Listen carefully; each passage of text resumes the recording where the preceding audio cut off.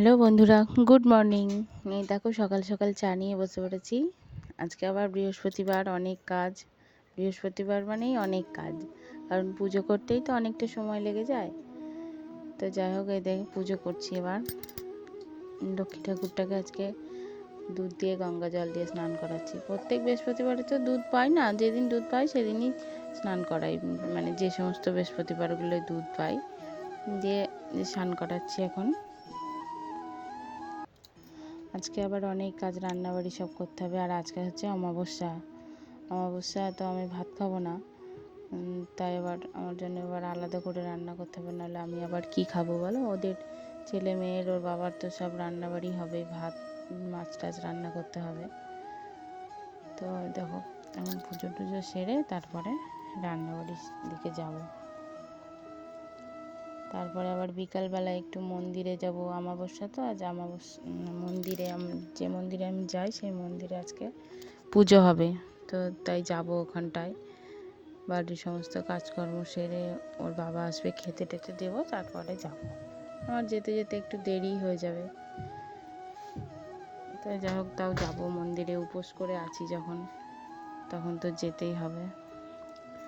উপোস বলতে আমি ঠিক অঞ্জলিটা দেবো না, গায়ে পালবো। ওই যে ভাত টাত খাইনি, উপোস করে থাকলে না খুব কষ্ট হয়। আর আমার একা সংসার, কেউ নেই করার।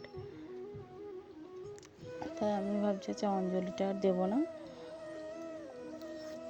এমনি গায়ে পেলেই থাকবো। যে এটা হচ্ছে আমাদের মনসাতলা। এই শ্রাবণ মাসে পুজো হয় সংক্রান্তির দিন। আগে এই স্থানে না সব পাঠা বলি হতো, মূর্তি তুলে পুজো হতো। এখন সেসব বন্ধ হয়ে গেছে। তো যাই হোক, পুজো সরে দেখো রান্নাবাড়ি করলাম। এটা মাছের ঝোল, আলু কচু দিয়ে।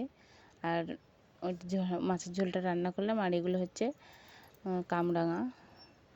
তো ওটাই ভাবছি চাটনি করব। সে আমরা তারকেশ্বর গেছিলাম না, ওখান থেকে নিয়ে এসেছিলাম।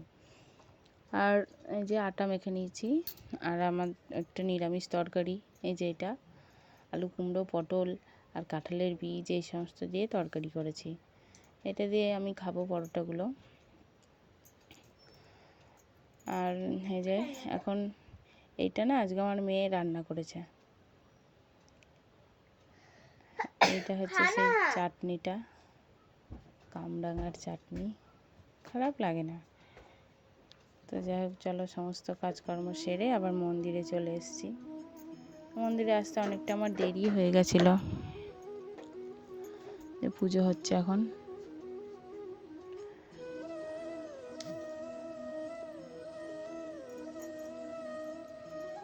ঘন্টা কাসর সব বাজছে, মায়ের পুজো হচ্ছে। আজকে তো কয়েকজনা ছিল, না হলে পুজোর সময় তো বেশি কয়েকজনা লোক থাকেই না, আমরাই 2-3 জনা থাকি। শীতলা মায়ের পুজোটা আগেই হয়, ওটা আগে হয়ে গেছে। ওই পাশের ঘরে যে ঠাকুরটা আছে শীতলা ঠাকুর, ওই ঠাকুরের পুজোটা আগেই হয়। তারপরেই যে কালী ঠাকুরের কাছে পুজো হচ্ছে।